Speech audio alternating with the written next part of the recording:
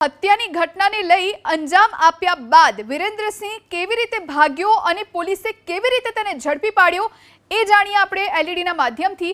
હત્યા બાદ સૌથી પહેલા વિરેન્દ્રસિંહ પોતાના ઘરે પહોંચ્યો હતો। આ સાથે હવે ઘરેથી હરિયાણા પંજાબ ફરવા જવાનું કહી અને નીકળ્યો હતો। પરિવારને કહ્યું કે તે હરિયાણા અને પંજાબ જાય છે। ત્યારબાદ હત્યામાં વપરાયેલી જે કાર હતી એ ઘર પાસે જ પાર્ક કરી હતી। ખાનગી ગાડીમાં સવાર થઈ અને તેણે ગુજરાત છોડ્યું। દિનેશ નામના પોલીસ કર્મીએ ભાગવામાં તેની મદદ કરી। પહેલા ટ્રાવેલ્સ બાદમાં 2 ગાડી બદલી પંજાબ સુધી વિરેન્દ્રસિંહ પહોંચ્યો।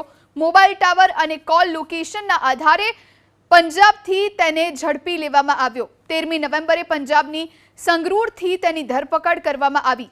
તો 13 નવેમ્બરે એટલે કે ગઈકાલે તેની ધરપકડ થઈ ચૂકી છે। ત્યારે વડોદરામાં હવે જોઈએ આપણે કે કેવી રીતે આ આરોપી ઝડપાયો। મૃતકના મિત્રના નિવેદનથી પોલીસે કાળા રંગની કારની તપાસ કરી। આ સાથે 2 ક્રેટા અને એક હેરિયરની તપાસ કરી। 2 ક્રેટામાં કંઈ જ શંકાસ્પદ ન મળ્યું। ત્યારબાદ પોલીસે શંકાના આધારે હેરિયરની તપાસ કરી।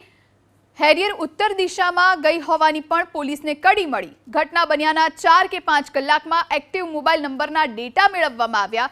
ત્યારબાદ કયા નંબર શહેરની બહાર ગયા છે તેની પર પોલીસે ધ્યાન કેન્દ્રિત કર્યું। અમુક નંબરની તપાસ બાદ વિરેન્દ્રસિંહ પઢેરિયાની નંબર સામે આવ્યો। જે બાદ પોલીસે કાર અને મોબાઈલ નંબરને ધ્યાનમાં રાખી અને તપાસ હાથ ધરી। કારનું લોકેશન મળતા પોલીસની ટીમ પંજાબ પહોંચી ગઈ। ત્યારબાદ કારમાં તપાસ બાદ સરખેજ પોલીસ સ્ટેશનના કર્મચારીની અટકાયત કરી લેવામાં આવી।